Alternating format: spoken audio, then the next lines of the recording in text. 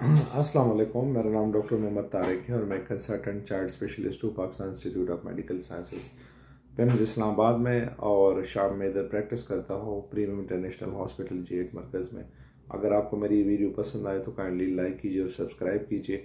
आज अक्सर हमारे यहाँ ये सवाल किया जाता है कि डॉक्टर साहब, या हमें अक्सर कॉल किया जाता है या जिधर हम प्रैक्टिस करते हैं, जब किसी बच्चे को ज़रूरत हो लंबर पंक्चर की, जिसको हम आम ज़ुबान में गर्दन कमर से पानी लेने का टेस्ट कहते हैं, तो अक्सर वालिदैन कहते हैं कि डॉक्टर साहब हम ये करते नहीं, या रिफ्यूज़ कर देते हैं, मना कर देते हैं, और वजह ये होती है कि मेरा बच्चा इससे माजूर हो जाएगा और ख़राब हो जाएगा। और हमारे गांव में 2-3 बच्चे हमने ऐसे देखे हैं जो माजूर हुए।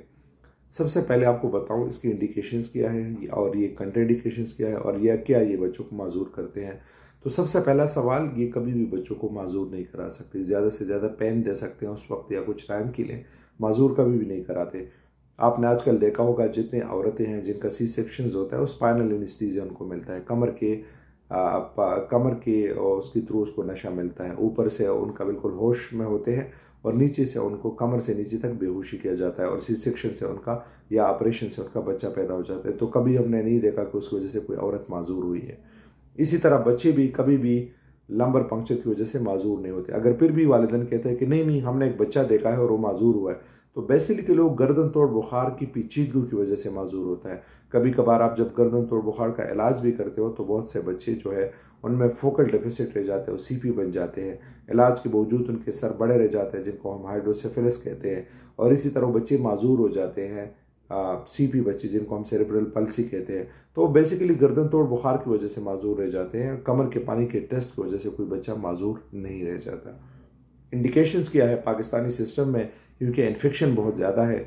जब भी आपको शक लगे कि गर्दन तोड़ बुखार है, फीवर विद फिट्स, बुखार है और उसके साथ झटका लगा बच्चों में, तो इस स्ट्रिक्ट इंडिकेशन है कि आप मेनिंजाइटिस को रूल आउट करें। आप गर्दन तोड़ बुखार की तरफ सोचें और देखें, ठीक है। तो आप ये हैं। इसी तरह अगर आपको लगी कोई भी मेटास्टेसिस है ब्रेन, जो क्या डिफरेंट टाइप ऑफ कैंसर्स है, और आपने ब्लास्ट्स देखने हैं CSF में, तो आप उसके लिए भी लंबर पंक्चर कर सकते हैं। इसी तरह हम GBS में प्ल्यूसाइटोसिस सेल के अमाउंट के लिए, इसी तरह प्रोटीन के लिए मुख्तलिफ डिजीज़ों में उनके लिए भी हम कर लेते हैं एज अ कन्फर्मेटरी टेस्ट। जिस तरह GBS गुएलन बेरी सिंड्रोम होता है, उसमें हम साइटोअल्बुमिनिक डिसोसिएशन देखते हैं।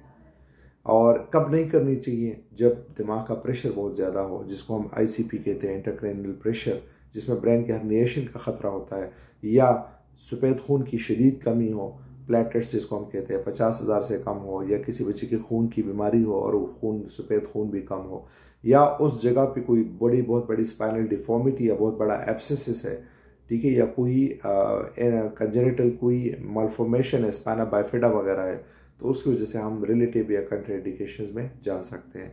तो कभी भी जब एक बच्चे को एक डॉक्टर उसका गर्दन तोड़ बुखार का शक करे, तो काइंडली डॉक्टरों को कभी भी मना न करे कि वो उस बच्चे का लंबर पंक्चर करे, मीन्स कमर के पानी का टेस्ट करे। ये आपके बच्चे के लिए मुफीद होता है, ताकि वक्त पे तशखीस हो, वक्त पे उसका इलाज हो, क्योंकि हर एक बीमारी का कोर्स डिफरेंट होता है। अगर 5 दिन टीके मिलने चाहिए, 7 दिन, 14 दिन, 21 दिन, 28 दिन, क्योंकि मुख्तलिफ बैक्टीरिया मुख्तलिफ होते हैं। आया बैक्टीरिया की वजह से, वायरस की वजह से, फंगस है, एसेप्टिक मेनिंजाइटिस है, कौन सी किस्म की है, या ट्यूबरकुलोसिस मेनिंजाइटिस है। तो काइंडली जब भी डॉक्टर इन चीज़ों को देखे तो आप उनको मना ना करवाएं कमर के पानी के टेस्ट से, और इससे कभी भी बच्चे माजूर नहीं होते। शुक्रिया।